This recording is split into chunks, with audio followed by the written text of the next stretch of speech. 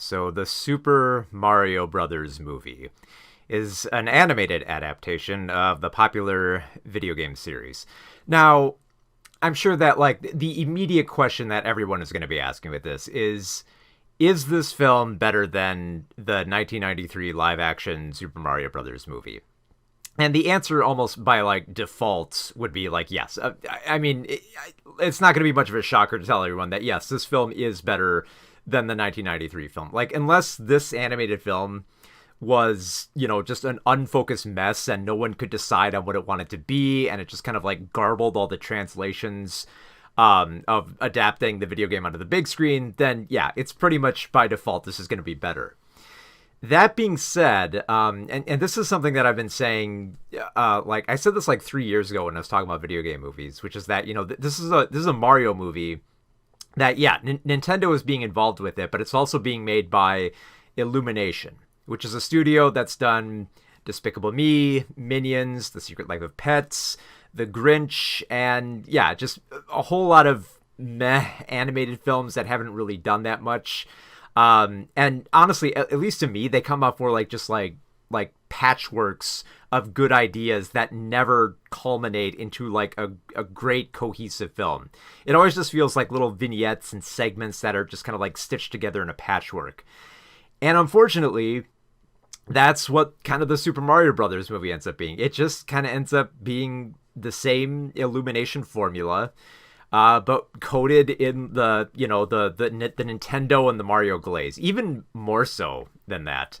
And it's kind of depressing just because like this could have been a real game changer for Illumination. Like this could have been their chance to break from the mold. They could have brought in an entirely new audience, because like let's face it, like with stuff like like Despicable Me and Minions, it's those films like they seem like they're more appealing to like middle-aged people, just because like with their last film with what was it, Minions The Rise of Gru, there was a life insurance ad that was associated with it, so it's clearly targeted for older people. You'd think that okay, like Mario has like a lot of history. You can bring in the older people that, a lot of kids are still into Mario. It's a huge, it's like Pokemon and Ninja Turtles, like the kids will always be into it to a certain degree. So there's a chance here. And I think what makes it sad is like it has all the ingredients to make a good film and has like a decent setup and then never kind of rolls with it to make it pay off. And I think a primary problem that I have with it is mostly just like how little they want to develop the characters within this 90-minute movie. And like I said, they start off well. Like you start off with Mario, voiced by Chris Pratt, and thankfully Pratt doesn't. He kind of like eases into the voice. This is kind of the one thing that I do like about Illumination films, is that usually when they cast some voice actors, they tend to cast them in roles that you wouldn't think. Like there's a few roles I'll get to here where it's like I had to look at the credits because I did not expect that voice to come out of that actor. But Pratt's voice, you get used to it after a while. It just kind of feels like Pratt kind of trying to do like kind of like put an Italian accent on it, but not as heavy as like Charles Martinet with like the upbeat voice. You kind of get used to it after a while. So anyway, Mario is established as this as a character who wants to fulfill his dreams of having a plumbing business, but feels like he's not living up to his family and that he might let down his brother Luigi, voiced by Charlie Day. And there's a good setup there. Like Mario he has dreams, he has motivations, and he has a desire to prove himself. Great, you have a decent foundation set up within like the first few minutes. But then once the film transitions from like a very stylish Brooklyn and then into like the fantasy world of like Bowser's Badlands and the Mushroom Kingdom, the film kind of loses this focus from the characters. And it's not just because and it's not just because like there's so much going on. There is, but the other problem is that there's too many other characters fighting for the screen. And they all have their own little motivations, or at least like tiny bits of it that don't really pay off as well. Like you have Bowser, played by Jack Black, and he basically wants power. He either wants power over all the kingdoms or he wants to marry Princess Peach. It's kind of like one or the other. So basically standard Bowser stuff. And then you have Princess Peach, voiced by Anya-Taylor-Joy. and she is and she starts with like an interesting origin. Like they reveal like how she got to the Mushroom Kingdom and her perceptions of the outside world. Like I said, great foundation. Do not expect it to pay off in the rest of the film. Even secondary characters have like good setups and then never pay off. Like Toad is very determined to prove himself. He's voiced by Keegan-Michael Key, which that's one of those voices you would not know unless you looked it up. So yeah, Toad has motivation, which is never really explained. Donkey Kong, voiced by Seth Rogen, has daddy issues, but they're never really that present. Like you can see a little bit of it, but the fact that the film kind of wants to kind of stress like this is Donkey Kong's problem that he's got to get over almost comes off as inexplicable. It's like, okay, that's a decent arc for him, but there's no room left to explore it because everything else in this film, which is mostly just like these great like frenetic action sequences, mentor of like the video games, are neat to look at, but they crowd the screen so much that the characters either their arcs either do one of two things. They either just peter out and they forget about them, like with Peach, or they just kind of bookend them. Like they set them up and then they just resolve without any of like the middle room. Specifically with Mario's whole arc. There's little bits and pieces that show like his underdog element to improve as the film goes on, but it's very small. It's just because there's all this other eccentric stuff happening, like Mario traveling through pipes and then fighting Donkey Kong, and then you have the Mario Kart sequence and then the big battle with Bowser and power-ups and just all these references to the video games. Which is another thing, like I think this film's like only it's 93 minutes and it's overstuffed with like every Mario and Nintendo reference you can think of.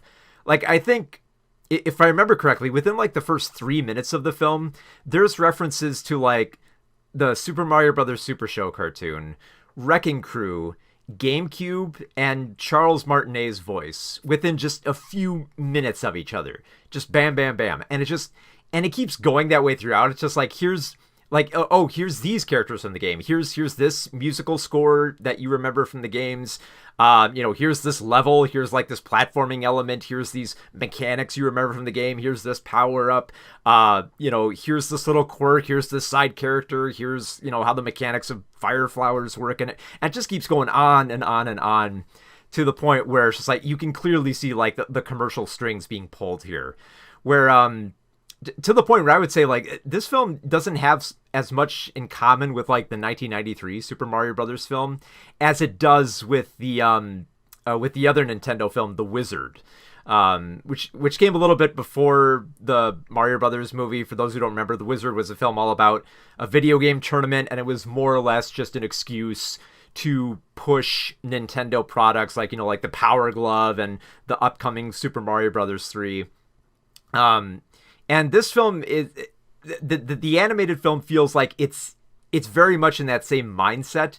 It's just not as like vocal about pushing the products, even though it's pushing like a lot of nostalgia on the audience. It just keeps piling on and on and on to the point where it's like, I feel like I have to qualify and like, in case it's not clear, I didn't really enjoy the film, but if you are a Mario fan and your only stipulations for this film is that it's not as bad as the 1993 film and that it references a lot of the games and rewards all your trivia so that you'll point at the screen and find every little thing in the background and every little reference that gets thrown out there, you'll probably enjoy the film on that level.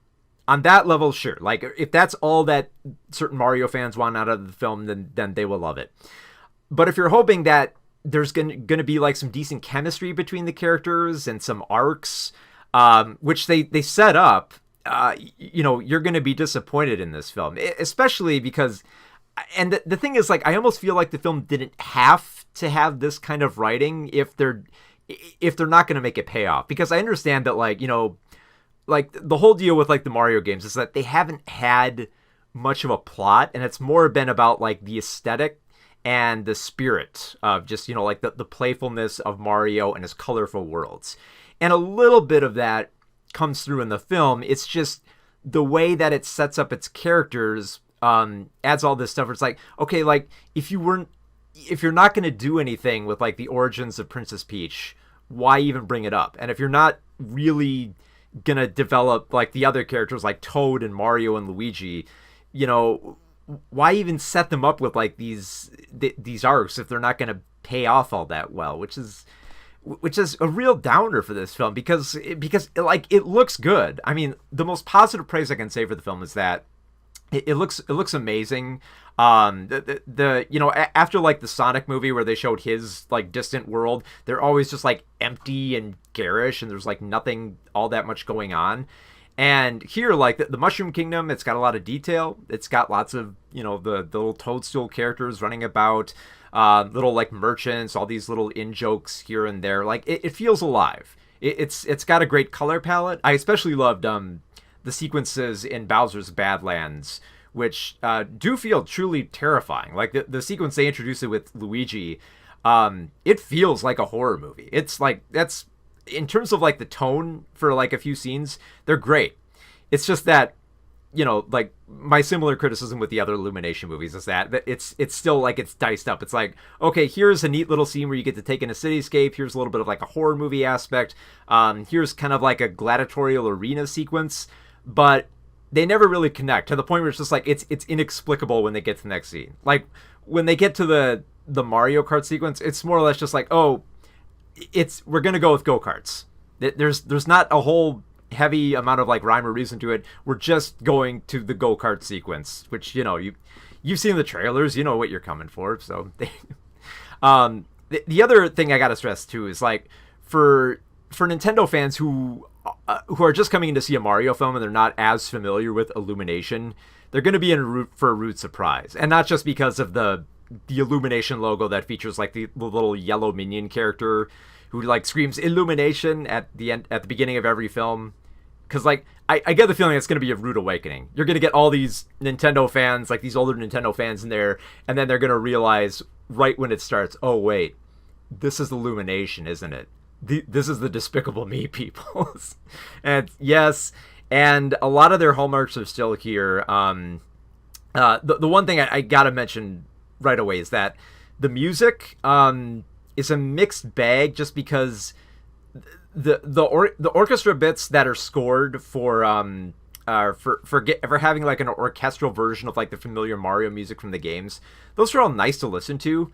But for the majority of the action sequences in this film, they favor like it becomes a jukebox film. They pick out like the pop culture hits that you would want to play for that sequence. Like they play like the Kill Bill music during one of the fight scenes, during Mario's training montage.